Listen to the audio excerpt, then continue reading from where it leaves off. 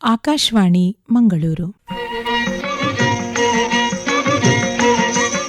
ವನಿತಾ ವಾಣಿ, ಮಹಿಳೆಯರಿಗಾಗಿ ಕಾರ್ಯಕ್ರಮ. ಕೇಳುಗರೆ, ನಿಮಗೆಲ್ಲ ಇಂದಿನ ಕಾರ್ಯಕ್ರಮಕ್ಕೆ ಸ್ವಾಗತ.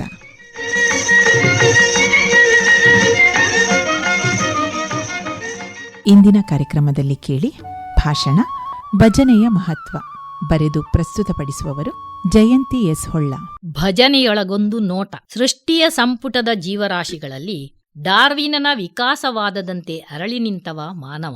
ಪೌರಾಣಿಕ ಹಿನ್ನೆಲೆಯೆಡೆಗೆ ನೋಟ ಹರಿಸಿದರೆ ಮಹಾಪ್ರಳಯಾನಂತರದಲ್ಲಿ ಓಂಕಾರ ಸ್ವರೂಪಿಣಿಯಾಗಿ ತ್ರಿಮೂರ್ತಿಗಳನ್ನು ಸೃಜಿಸಿದ ನಿರಾಕಾರ ಶಕ್ತಿ ಅವರಲ್ಲಿ ಜ್ಞಾನ ತುಂಬಿದಾಗ ಜೊತೆಯಾಗಿ ಭಜಿಸಿದ ಅವರಿಗೆ ಜಗನ್ಮಾತೆಯೇ ಆದಿಮಾಯೆಯಾಗಿ ಪ್ರತ್ಯಕ್ಷಳಾದಳು.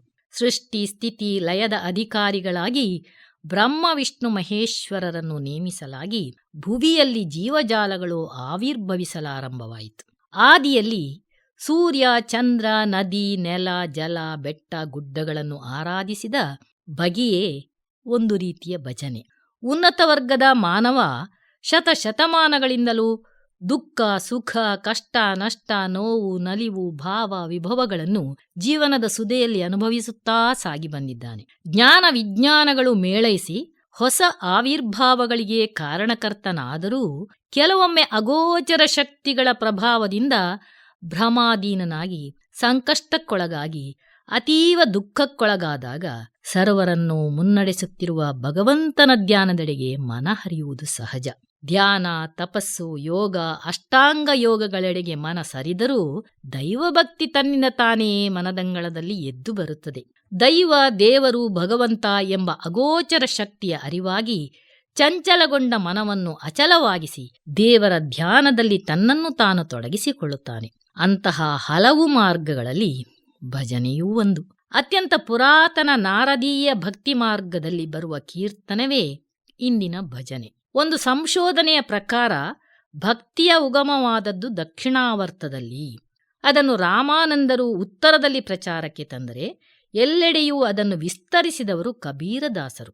ಸಂತ ಕವಿಗಳ ಕಾವ್ಯ ಪ್ರಸಾರವೇ ಭಜನಾ ಕೀರ್ತನೆಗಳ ಆಕರ. ಮಧ್ಯಯುಗದ ಸಂತರು ವೈದಿಕ ತತ್ವ ಸಿದ್ಧಾಂತಗಳನ್ನು ಸರಳೀಕರಣಗೊಳಿಸಿ ಸಮಾಜಕ್ಕೆ ತಲುಪಿಸಿದರು.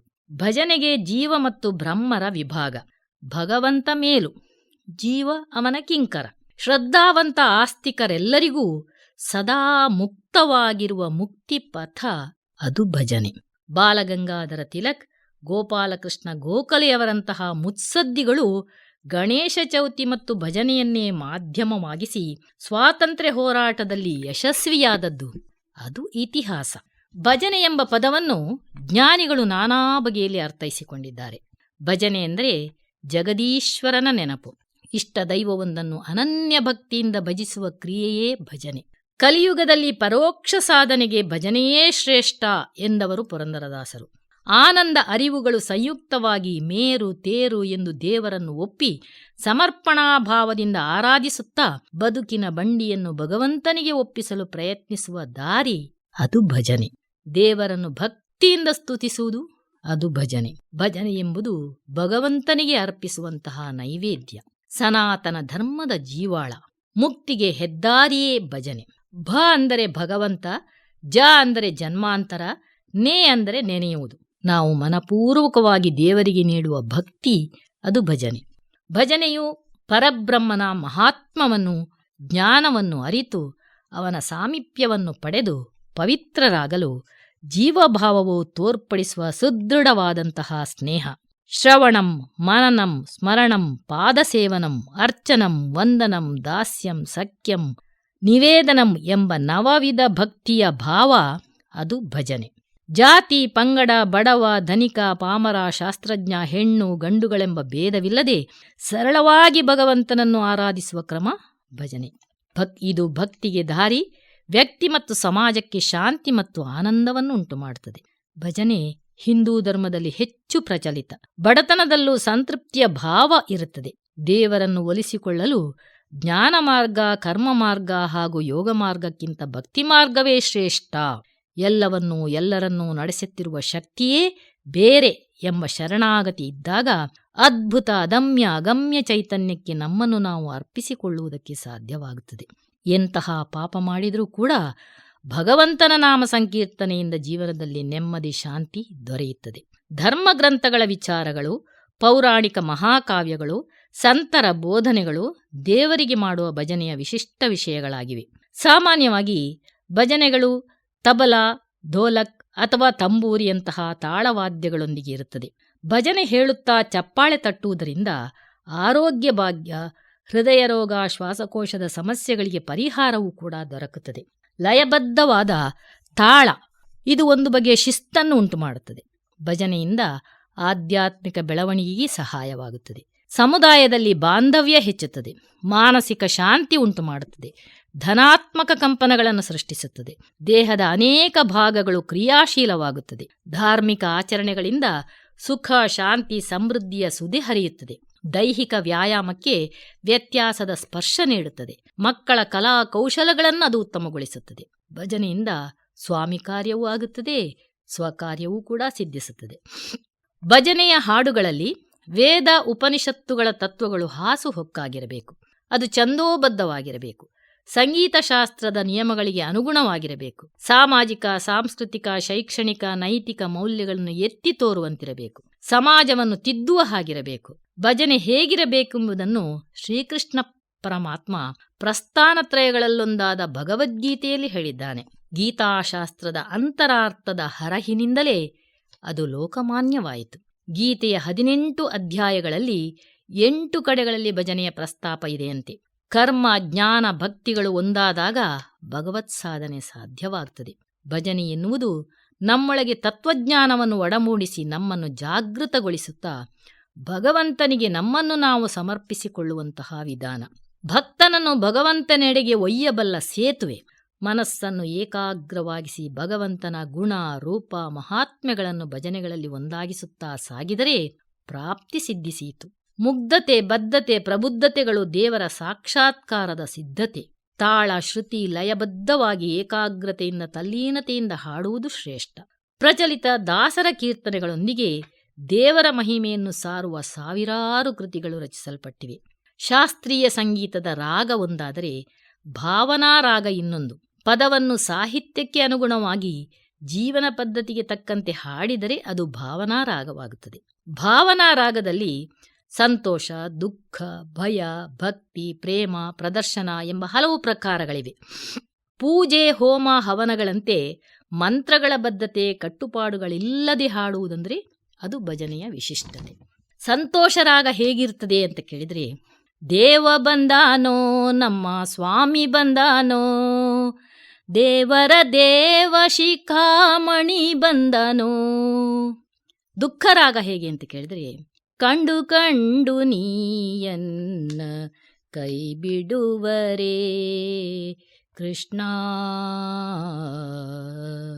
ಭಯರಾಗ ಹೇಗೆ ಅಂದರೆ, ಅಂತಕನ ದೂತರಿಗೆ ಕಿಂಚಿತ್ತು ಭಯವಿಲ್ಲ, ಚಿಂತೆಯನು ಬಿಟ್ಟು ಶ್ರೀ ಹರಿಯ ನೆನೆ ಮನವೇ. ಭಕ್ತಿರಾಗ ಅಂದರೆ, ಸದಾಯನ್ನ ನಾಲಿಗೆಯಲಿ ಬರಲಿ ರಾಮನಾಮ.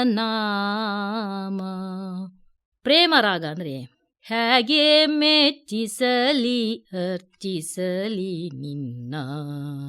ಪ್ರದರ್ಶನ ರಾಗ ಅಂದರೆ, ಆಡ ಹೋಗುವ ಬಾರೋ ರಂಗ, ಆಡ ಹೋಗುವ ಬಾರೋ ರಂಗ, ಕೂಡೆ ಕಾಳಿಂದಿ ತೀರದಲ್ಲಿ ನಾಡ ಜನರ ಹೆಂಗಳಿಗೆಲ್ಲ ಬೇಡಿದ ಇಷ್ಟಾರ್ಥ ಕೊಡುವ.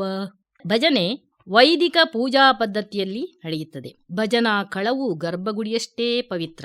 ಏಕಾಹ, ಸಪ್ತಾಹ ಭಜನೆಗಳಲ್ಲಿ ದೇವರಿಗೆ ಮಂಗಳಾರತಿಯಾದ ಮೇಲೆ ಸಾಮೂಹಿಕ ಪ್ರಾರ್ಥನೆ ಮಾಡಿ ದೇವರನ್ನು ಜ್ಯೋತಿಗೆ ಆವಾಹನೆ ಮಾಡಿ ಮೆರವಣಿಗೆಯಲ್ಲಿ ಭಜನಾ ಕಳಕ್ಕೆ ತಂದು ದೀಪ ಇರಿಸಿ ಭುವನೇಶ್ವರಿಯನ್ನು ಪೂಜಿಸಿ ಕ್ಷೇತ್ರದ ತಂತ್ರಿವರ್ಯರು ಅಥವಾ ಅರ್ಚಕರಿಂದ ಮಂತ್ರಪೂರ್ವಕ ಕಾಲು ದೀಪದಲ್ಲಿ ಜ್ಯೋತಿ ಬೆಳಗಿಸಿ ಶ್ರೀದೇವರ ಷೋಡಶೋಪಚಾರದಿಂದ ಮಂಗಳಾರತಿ ಬೆಳಗುತ್ತಾರೆ. ತದನಂತರ ಹಿರಿಯರಿಂದ ತೊಡಗಿ ಕಿರಿಯರ ತನಕ ಭಜನಾಪಟುಗಳಿಗೆ ತಾಳವನ್ನು ಕೊಡುವಂತಹ ಸಂಪ್ರದಾಯ. ನಂತರದಲ್ಲಿ ಶ್ರೀ ಗುರು ಗಣಪತಿ, ಶ್ರೀದೇವಿ, ವಿಷ್ಣು, ಶಿವ, ರಾಮ, ಆಂಜನೇಯನ ಸ್ತುತಿ ಮಾಡಿ ಇದೇ ಕ್ರಮದಲ್ಲಿ ಹಾಡುಗಳು ಕೂಡ ಮುಂದುವರಿಯುತ್ತದೆ. 3 ಗಂಟೆಗೊಮ್ಮೆ ಜಾಮ ಪೂಜೆ ನಡೆಯುತ್ತದೆ. ಆರತಿ ಪದ್ಯ ಹಾಡುತ್ತಾ ಒಂದು ಮಂಡಳಿಯ ನಂತರ ಇನ್ನೊಂದು ಮಂಡಳಿಯವರು ಬದಲಾವಣೆ ಆಗುವಾಗ ಮೌನ ಆವರಿಸದ ಹಾಗೆ ಶ್ರೀರಾಮ್ ಜಯ ರಾಮ್ ಜಯ ಜಯ ರಾಮ್ ಎಂಬ ಧ್ವನಿ ರಿಂಗಣಿಸುತ್ತದೆ.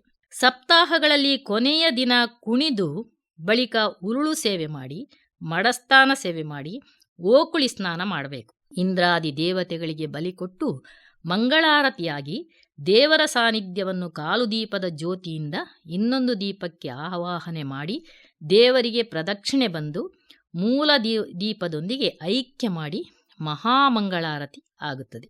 ಮಂಗಲ ಪದ್ಯ ಹೇಳುವಲ್ಲಿ ಕ್ರಮಬದ್ಧತೆ ಇದೆ. ವೈದಿಕ ಪೂಜಾ ಪದ್ಧತಿಯ ಪ್ರಕಾರ ಆರತಿ, ಧ್ಯಾನ, ಪ್ರಾರ್ಥನೆ, ಬ್ರಹ್ಮಾರ್ಪಣ, ಪ್ರಸಾದ ಸ್ವೀಕರಣ ಜೊತೆಗೆ ಆರತಿಯನ್ನು ಎತ್ತಿ ಚಕ್ರಧಾರಿ ಸ್ವಾಮಿಗೆ ಆರತಿ ಎಂಬ ಹಾಗೆ. ಇನ್ನು ಧ್ಯಾನಕ್ಕೆ ಮೇಘಶ್ಯಾಮಂ ಪೀತಕೌಶೇಯವಾಸಂ ಶ್ಲೋಕ ಹೇಳಿ ಶುಭಮಂಗಳವಾಗಲಿ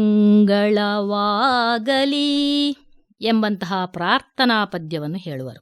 ಬ್ರಹ್ಮಾರ್ಪಣ ಬಿಡುವ ಮಂತ್ರ ಕಾಯೇನ ವಾಚ ಮನಸಂದೇಹ ಪ್ರಸಾದ ಬೇಡುವಂತಹ ಹಾಡು ಪಾಲಿಸೋ ಹರಿಯೇ ಪ್ರಸಾದವ ಹೇಳಿದ ಬಳಿಕ ಭಜನಾ ಮಂಗಲ ಭಗವಂತನ ದಶಾವತಾರಗಳನ್ನು ಸ್ತುತಿಸುವಂತಹ ಜಲದಲ್ಲಿ ಮತ್ಸ್ಯವತಾರನಿಗೆ ಗಿರಿಯ ಬೆನ್ನಲ್ಲಿ ಪೊತ್ತ ಕೂರ್ಮನಿಗೆ ಈ ಹಾಡನ್ನು ಹಾಡಿದ ಬಳಿಕ ಜೋಜೋ ಹಾಡು, ಜೋಗುಳದ ಹಾಡು ಕೃಷ್ಣನಿಗೆ.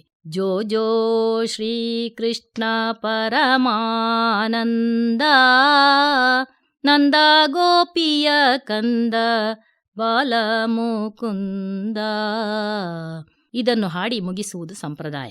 ಶಿವರಾತ್ರಿ, ರಾಮನವಮಿಯ ಸಂದರ್ಭಗಳಲ್ಲಿ ಅಹೋರಾತ್ರಿ ಭಜನೆ ನಡೆಯುವುದುಂಟು. ಕೆಲವು ದೇವಾಲಯಗಳಲ್ಲಿ ಪ್ರತಿ ವರ್ಷದ ನಿರ್ದಿಷ್ಟ ದಿನದಂದು ಅಹೋರಾತ್ರಿ ಭಜನಾ ಸೇವೆ ನಡೆಯುತ್ತದೆ. ಇತ್ತೀಚಿನ ದಿನಗಳಲ್ಲಿ ಕುಣಿತ ಭಜನೆಯು ಭಗವಂತನಿಗೆ ಪ್ರದರ್ಶನಾ ಸೇವೆಯಾಗಿದೆ. ದಾಸರೆಂದಂತೆ ಮಲಗಿ ಪರಮಾಧರದಿ ಪಾಡಲು ಕುಳಿತು ಕೇಳುವ, ಕುಳಿತು ಪಾಡಿದರೆ ನಿಲುವ, ನಿಂತರೆ ನಲಿವ, ನಲಿದರೆ ಒಲಿವೆನಾ ನಿಮಗೆಂಬ.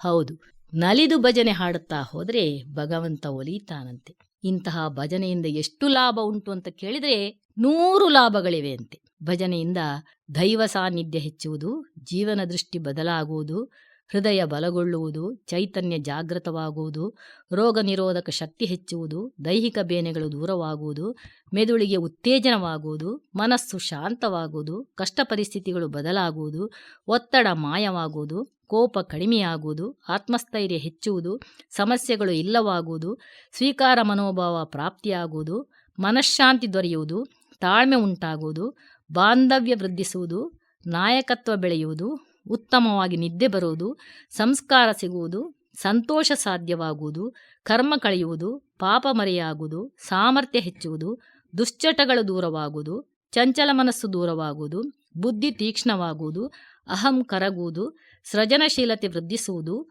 ಮೌಲ್ಯಗಳು ಹೆಚ್ಚುವುದು, ಆಧ್ಯಾತ್ಮಿಕ ಶಕ್ತಿ ಜಾಗೃತವಾಗುವುದು, ಭಯ ದೂರವಾಗುವುದು, ಬಂಧುತ್ವ ಬೆಳೆಯುವುದು, ಆರೋಗ್ಯ ವೃದ್ಧಿಸುವುದು, ತೃಪ್ತಿ ಸಿಗುವುದು, ನಿರ್ಧಾರ ಸ್ಪಷ್ಟವಾಗುವುದು, ಧನಾತ್ಮಕ ಶಕ್ತಿ ಉಂಟಾಗುವುದು, ವಾತಾವರಣ ಶುದ್ಧಿಯಾಗುವುದು, ವೈದಿಕ ತರಂಗಗಳು ಉಂಟಾಗುವುದು, ಉಪಟಳಗಳು ದೂರವಾಗುವುದು, ಜಗಳ ಇಲ್ಲವಾಗುವುದು, ವಿಭಜನೆ ಇಲ್ಲವಾಗುವುದು, ಪ್ರಶಾಂತತೆ ಪ್ರಾಪ್ತಿಯಾಗುವುದು, ಖಿನ್ನತೆ ಶಮನವಾಗುವುದು, ಆಲೋಚನೆಗಳು ಪರಿವರ್ತನೆಯಾಗುವುದು, ವಿಶ್ರಾಂತಿ ದೊರೆಯುವುದು, ಪರಮಾತ್ಮನ ಸಾಮೀಪ್ಯ ಸಾಧ್ಯವಾಗುವುದು, ಸುಖ ಶಾಂತಿ ನೆಮ್ಮದಿ ಹಾಗೂ ಆನಂದ ದೊರೆಯುವುದು, ಪ್ರಾಣಶಕ್ತಿ ಹೆಚ್ಚುವುದು, ದೇಹದ ಕೋಶಗಳು ಬಲಗೊಳ್ಳುವುದು, ಅರಿವು ಹೆಚ್ಚುವುದು, ಮಾನವ ಸದ್ಗುಣಗಳು ಹೆಚ್ಚುವುದು, ಆಸೆಗಳು ದೂರವಾಗುವುದು, ಜ್ಞಾನ ವೃದ್ಧಿಯಾಗುವುದು, ಲೌಕಿಕ ಕಾಮನೆಗಳು ನಾಶವಾಗುವುದು, ಶರಣಾಗತಿಯ ಭಾವ ಉಂಟಾಗುವುದು, ಜೀವನ ಶೈಲಿ ಬದಲಾಗುವುದು, ದುರ್ಬಲತೆ ದೂರವಾಗುವುದು, ನಡವಳಿಕೆ ಉತ್ತಮವಾಗುವುದು, ಧಾರ್ಮಿಕ ಪ್ರಜ್ಞೆ ಜಾಗೃತವಾಗುವುದು, ಸಂಪ್ರದಾಯ ಪ್ರಾಪ್ತಿಯಾಗುವುದು, ಭಕ್ತಿಭಾವ ಮೂಡುವುದು, ಸನ್ಮಾರ್ಗ ದೊರೆಯುವುದು, ಸಾಂಸ್ಕೃತಿಕ ಉನ್ನತಿ ಸಿಗುವುದು, ಭವಬಂಧನ ಕಳೆಯುವುದು, ದೈವಸ್ವರೂಪ ಕಾಣುವುದು, ಜೀವನ ಸಾರ ಅರಿಯುವುದು, ಗುರು ಕಾರುಣ್ಯ ಸಾಧ್ಯವಾಗುವುದು, ಭೂತಬಾಧೆ ಇಲ್ಲವಾಗುವುದು, ಕಾಮಕ್ರೋಧಾದಿಗಳು ದೂರವಾಗುವುದು, ಕೃತಜ್ಞತೆಯ ಭಾವ ಮೂಡುವುದು, ಭವರೋಗ ನಾಶವಾಗುವುದು, ಅಂತಃಕರಣ ಶುದ್ಧಿಯಾಗುವುದು, ವಿವೇಕ ಜಾಗೃತವಾಗುವುದು, ದುಸ್ವಪ್ನ ದೂರವಾಗುವುದು, ಇಷ್ಟಾರ್ಥ ಸಿದ್ಧಿಯಾಗುವುದು, ವೈರಾಗ್ಯ ಪ್ರಾಪ್ತಿಯಾಗುವುದು, ಅಪೇಕ್ಷೆಗಳು ಇಲ್ಲವಾಗುವುದು, ಬ್ರಹ್ಮಜ್ಞಾನ ಉಂಟಾಗುವುದು, ವಿರಕ್ತಿಯ ಭಾವ ಮೂಡುವುದು, ಮನಸ್ಸಿನ ಪ್ರವಾಹ ಕಡಿಮೆಯಾಗುವುದು, ಸತ್ಕರ್ಮ ಉಂಟಾಗುವುದು, ಭಗವತ್ ಪ್ರೇಮ ಹೆಚ್ಚುವುದು, ಏಕಾಂತ ಮೌನ ಸಿದ್ಧಿಸುವುದು, ನಿರ್ವಿಕಾರ ಸ್ಥಿತಿ ಸಿಗುವುದು, ಜನನ ಮರಣದ ಚಕ್ರದಿಂದ ಬಿಡುಗಡೆ ಸಿಗುವುದು, ಆಯುಷ್ಯ ವೃದ್ಧಿಸುವುದು, ಶ್ರೇಯಸ್ಸು ಉಂಟಾಗುವುದು, ಮನೋವಿಕಾಸವಾಗುವುದು, ಸಮೃದ್ಧಿ ಉಂಟಾಗುವುದು, ಸಕಲ ಸುಕೃತ ಪ್ರಾಪ್ತಿಯಾಗುವುದು, ಕತ್ತಲೆ ಮಾಯವಾಗುವುದು, ಸೇವಾ ಮನೋಭಾವ ಉಳಿಯುವುದು, ಭಗವಂತನ ಸಾಕ್ಷಾತ್ಕಾರ ಉಂಟಾಗುವುದು ಮುಂತಾದ ನೂರಾರು ಲಾಭಗಳು ಭಜನೆಯಿಂದ ನಮಗೆ ದೊರಕುವುದಕ್ಕೆ ಸಾಧ್ಯ. ಭಜನಾ ಸಂಘ ಸಂಸ್ಥೆಗಳು ಸ್ಥಾಪನೆಯಾಗಿ ನಿತ್ಯ ಭಜನೆ, ವಾರದ ಭಜನೆ, ತಿಂಗಳ ಭಜನೆ, ಸಪ್ತಾಹ ಭಜನೆ, 108 ದಿನಗಳ ಭಜನೆ, ಹಾಗೆ ವಿಶೇಷವಾಗಿ 10 ಹಲವು ಬಗೆಯಲ್ಲಿ ಭಜನಾ ಕಾರ್ಯಕ್ರಮಗಳು ನಡೆಯುತ್ತಾ ಸಾಗುತ್ತವೆ. ಪೀಠದಲ್ಲಿ ಸ್ಥಾಪಿಸಬೇಕಾದಂತಹ ಮೂರ್ತಿ ಬಂಗಾರದ್ದಿರಬಹುದು, ಮೃತ್ತಿಕೆಯದಿರಬಹುದು, ಆದರೆ ಪೀಠ ಶುದ್ಧವಾಗಿರಬೇಕು. ಹಾಗೆಯೇ ಹೃದಯ ಶುದ್ಧಿಯಿಂದ ನವವಿಧ ಭಕ್ತಿಯಿಂದ ಹಾಡಿದ ದಾಸರ ಕೀರ್ತನೆಗಳು ಬಹುಮಂದಿಗೆ ಕಂಠಸ್ಥವಾಗಿ ಸನಾತನ ತತ್ವ ಸಿದ್ಧಾಂತಗಳ ಮೇಲಿನ ನಂಬಿಕೆ ಬೆಳೆಯಲು ಸಾಧ್ಯವಾಗುತ್ತದೆ. ಭಜನಾ ಸಾಹಿತ್ಯವೆಂಬುದು ಶ್ರುತಿಶಾಸ್ತ್ರಗಳ ವಿಸ್ತಾರ, ಪುರಾಣ ಕಥೆಗಳ ಆಗರ, ತತ್ವೋಪದೇಶಗಳ ಸಾಗರ. ದ್ರವ್ಯ ಯಜ್ಞಗಳಿಂದ ಪರಿಸರವು ಪಾವನವಾಗುವಂತೆ ಭಜನೆ ಎಂಬ ಜ್ಞಾನ ಯಜ್ಞದಿಂದ ಪರಿಸರದ ಆತ್ಮ ಮನಸ್ಸುಗಳು ಪುನೀತವಾಗುತ್ತವೆ. ಭಕ್ತಿ ಮಾರ್ಗಗಾಮಿಗಳು ಭಗವದ್ದರ್ಶನದ ಯೋಗ ಹೊಂದಲು ಭಜನೆಯಿಂದ ಮಾತ್ರ ಶಕ್ಯ. ಮನಸ್ಸಿನ ದುಗುಡ ದುಮ್ಮಾನಗಳು ಕಳೆದು ಆರೋಗ್ಯ ಪ್ರಾಪ್ತಿಯಾದೀತು. ಸಾಮೂಹಿಕವಾಗಿ ಮನೆ, ಮಠ, ಮಂದಿರಗಳಲ್ಲಿ ಭಜನೆ ನಡೆದರೆ ಚೈತನ್ಯ, ಆತ್ಮಸ್ಥೈರ್ಯ ವೃದ್ಧಿಯಾದೀತು. ಧ್ಯಾನ ತಪಸ್ಸುಗಳು ಕೃತಯುಗದಲ್ಲಿ, ಯಜ್ಞ ಯಾಗಾದಿಗಳು ತ್ರೇತಾಯುಗದಲ್ಲಿ, ಪೂಜೆ ಪುನಸ್ಕಾರಗಳು ದ್ವಾಪರದಲ್ಲಿ, ದೈವ ಸಾಕ್ಷಾತ್ಕಾರದ ದಾರಿಗಳಾದರೆ ಕಲಿಯುಗದಲ್ಲಿ ಭಜನೆ ಪರೋಕ್ಷ ಸಾಧನೆಗೆ ಮಾರ್ಗವಾಗಿದೆ. ಅದಕ್ಕೇ ದಾಸರು ಹೇಳಿದ್ದು, ಕಲಿಯುಗದಲ್ಲಿ ಹರಿನಾಮವನೆನೆದರೆ ಕುಲಕೋಟಿಗಳು ಧರಿಸುವವು ಅಂದದ್ದಲ್ಲವೇ. ನಾಮ ಸಂಕೀರ್ತನೆಯ ಉಪಯುಕ್ತತೆಯನ್ನು ಮನದಟ್ಟಾಗಿಸಿ ಮುಂದಿನ ಯುವ ಪೀಳಿಗೆಯೂ ಕೂಡ ಈ ನಿಟ್ಟಿನಲ್ಲಿ ಸಾಗುವಂತೆ ಪ್ರಯತ್ನಿಸುವುದು ನಮ್ಮ ಕರ್ತವ್ಯವೇ ಹೌದು. ಕೊನೆಯದಾಗಿ ನಾವೆಲ್ಲ ಅರಿತುಕೊಳ್ಳಬೇಕಾದದ್ದು ಏನೆಂದರೆ, ಕಲಿಯುಗದಲ್ಲಿ ಮುಕ್ಕಾಲು ಪಾಲು ಗಾಳಿ, ನೀರು, ನೈಸರ್ಗಿಕ ಫಲಪುಷ್ಪಗಳು ಮಲಿನವಾಗಿ ಹೋಗಿದೆ. ಕಲಬೆರಕೆ ಆಹಾರ, ವಿಷಪೂರಿತ ಆಹಾರವೇ ಇಂದಿನ ಆಹಾರ ಸೇವನೆಯ ವೈವಿಧ್ಯಗಳಾಗಿವೆ. ಇದರಿಂದ ಮಾನವನ ಆರೋಗ್ಯ ದುರ್ಬಲವಾಗಿ ಅಸಂಖ್ಯಾತ ರೋಗಗಳಿಂದ, ಚಂಚಲವಾದ ಮನಸ್ಸಿನಿಂದ ಬಳಲ್ತಾ ಇದ್ದಾನೆ. ಅವನು ಯಶಸ್ವಿಯಾಗಿ ಧ್ಯಾನ, ಯೋಗ, ತಪಸ್ಸು, ಯಜ್ಞ ಇವುಗಳನ್ನು ಮಾಡುವುದಕ್ಕೂ ಅಸಮರ್ಥನೆನಿಸಿಕೊಂಡಿದ್ದಾನೆ. ವೈದಿಕ ವಿಧಿಗಳನ್ನು ಬಲ್ಲ ಸೃಜನಶೀಲ ವ್ಯಕ್ತಿಗಳ ಅಭಾವವೂ ಈಗ ಕಾಣಿಸ್ತಾ ಇದೆ. ಹಾಗಾಗಿ ಆತ ಕೂಡ ಸರಿಯಾದ ಬಗೆಯಲ್ಲಿ ಯಜ್ಞವನ್ನು ಮಾಡ್ತಾನೆ ಅಂತ ಹೇಳಲಿಕ್ಕೆ ಸಾಧ್ಯ ಇಲ್ಲ. ಚಿತ್ತದ ಏಕಾಗ್ರತೆಯಿಂದ ಅರ್ಚನೆಯನ್ನೂ ಆತ ಮಾಡುವುದು ಕಷ್ಟ. ದೇವರ್ಷಿ ನಾರದರು ಹೇಳುತ್ತಾರೆ, ಭಗವನ್ನಾಮವು ಒಂದೇ ನನ್ನ ಪ್ರಾಣ, ಅದು ಆಧ್ಯಾತ್ಮಿಕ ಅಂಧಕಾರವನ್ನು ತೊಲಗಿಸುವುದಕ್ಕೆ ಸಾಧ್ಯ. ಅಂತ್ಯಕಾಲ ಬಂದಾಗ ವ್ಯಾಕರಣಗಳು ಪಂಡಿತರನ್ನು ಉಳಿಸುವುದಿಲ್ಲ. ದೇವರ ಸ್ಮರಣೆ ಹಾಗೂ ಸಂಕೀರ್ತನೆ ಇಲ್ಲದೆ ಏನನ್ನೂ ಸಾಧಿಸಲು ಅಸಾಧ್ಯ ಎನ್ನುತ್ತಾರೆ ಮಹಾತ್ಮರು. ನಮ್ಮ ಸನಾತನ ಧರ್ಮವಾದ ಋಗ್ವೇದದಲ್ಲಿ ಆ ಭಕ್ತಿಯ ಮಾರ್ಗವನ್ನು ಹೇಳಿದ್ದಾರೆ. ಉಪನಿಷತ್ನಲ್ಲಿ ಜ್ಞಾನ ಮಾರ್ಗ ಹಾಗೂ ತಿಳುವಳಿಕೆ, ಸಾತ್ವಿಕ ಭಕ್ತಿಯ ವಿವರಣೆ ಇದೆ. ನಾರದ ಭಕ್ತಿ ಸೂತ್ರ, ನಾರದ ಭಕ್ತಿ ರಸಾಯನ, ಭಕ್ತಿ ರಸಾಮೃತ ಈ ಕೃತಿಗಳಲ್ಲಿ ಸಂಕೀರ್ತನೆಗೆ ಹೆಚ್ಚು ಪ್ರಾಮುಖ್ಯತೆ ಇದೆ. ಭವಿಷ್ಯದಲ್ಲಿ ಹಿರಿಯರು ಹಾಡುವ ಭಗವಂತನ ನಾಮ ಸಂಕೀರ್ತನೆಯು ಕಿರಿಯರಲ್ಲೂ ಮೈಗೂಡುವಂತಾಗಲಿ, ಭಕ್ತಿಯ ಜ್ಯೋತಿ ದಿಗ್ದಿಗಂತಗಳಲ್ಲಿ ಪಸರಿಸಲಿ, ಪ್ರಜ್ವಲಿಸುವಂತಾಗಲಿ. ಓಂ ನಮೋ ಭಗವತೆ ವಾಸುದೇವಾಯ. ಹರಿ ಓಂ. ನನಗಿಷ್ಟವಾದಂತಹ ಒಂದು ಭಜನೆಯನ್ನು ಹಾಡೋದಕ್ಕೆ ಅಪೇಕ್ಷಿಸ್ತಾ ಇದ್ದೇನೆ. ನಾರಾಯಣ ನಿನ್ನ ನಾಮದ ಸ್ಮರಣೆಯ ಸಾರಾಮೃತವು ಎನ್ನ ನಾಲಿಗೆಗೆ ಬರಲಿ. ನಾರಾಯಣ ನಾರಾಯಣ ನಾರಾಯಣ. ಕಷ್ಟದಲ್ಲಿರಲಿ ಉತ್ತಿಷ್ಟದಲ್ಲಿರಲಿ ಎಷ್ಟಾದರೂ ಮತಿ ಕೆಟ್ಟಿರಲಿ ಹರಿಯೇ. ಕೃಷ್ಣ ಕೃಷ್ಣ ಎಂದು ಶಿಷ್ಟರು ಪೇಳುವ ಅಷ್ಟಾಕ್ಷರಿಯ ಮಂತ್ರ ಒಮ್ಮೆ ಜಪಿಸುವ ಹಾಗೆ. ನಾರಾಯಣ ನಿನ್ನ ನಾಮದ ಸ್ಮರಣೆಯ ಸಾರಾಮೃತವು ಎನ್ನ ನಾಲಿಗೆಗೆ ಬರಲಿ. ನಾರಾಯಣ ನಾರಾಯಣ ನಾರಾಯಣ. ಕನಸಿನೊಳಗಾಗಲಿ ಮನಸ್ಸಿನೊಳಗಾಗಲಿ ಮನಸ್ಸು ಕೆಟ್ಟಿರಲಿ ಮುನಿದಿರಲಿ ಹರಿಯೇ. ಜನಕ ಜಾಪತಿ ನಿನ್ನ ನಾಮದ ಸ್ಮರಣೆಯ ಕನಸಿನೊಳಗೆ ಒಮ್ಮೆ ನೆನೆಯುವ ಹಾಗೆ. ನಾರಾಯಣ ನಿನ್ನ ನಾಮದ ಸ್ಮರಣೆಯ ಸಾರಾಮೃತವು ಎನ್ನ ನಾಲಿಗೆಗೆ ಬರಲಿ. ನಾರಾಯಣ ನಾರಾಯಣ ನಾರಾಯಣ. ಸಂತತ ನಿನ್ನಯ ಸಾಸಿರ ನಾಮವೆನ್ನ ಅಂತರಂಗದೊಳಗೆ ಇರುತ್ತಿರಲು ಹರಿಯೇ. ಎಂತೋ ಪುರಂದರ ವಿಠ್ಠಲಾರಾಯಣ ಎನ್ನಂತ್ಯ ಕಾಲದೋಳು ಎನ್ನಂತ್ಯ ಕಾಲದೋಳು ಎನ್ನಂತ್ಯ ಕಾಲದೋಳು ಒಮ್ಮೆ ನೆನೆಯುವ ಹಾಗೆ.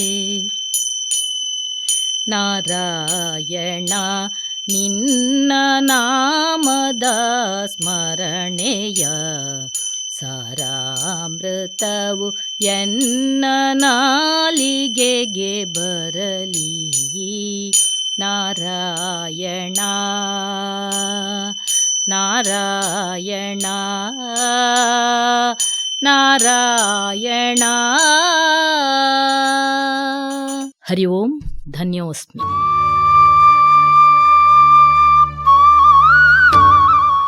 ಇದುವರೆಗೆ ಭಜನೆಯ ಮಹತ್ವ ಈ ಕುರಿತಾಗಿ ಮಾತನಾಡಿದವರು ಜಯಂತಿ ಎಸ್ ಹೊಳ್ಳ. ಇದು ಇಂದಿನ ವನಿತಾವಾಣಿ. ಮತ್ತೆ ನಿಮ್ಮ ಭೇಟಿ ಮುಂದಿನ ಕಾರ್ಯಕ್ರಮದಲ್ಲಿ. ನಮಸ್ಕಾರ.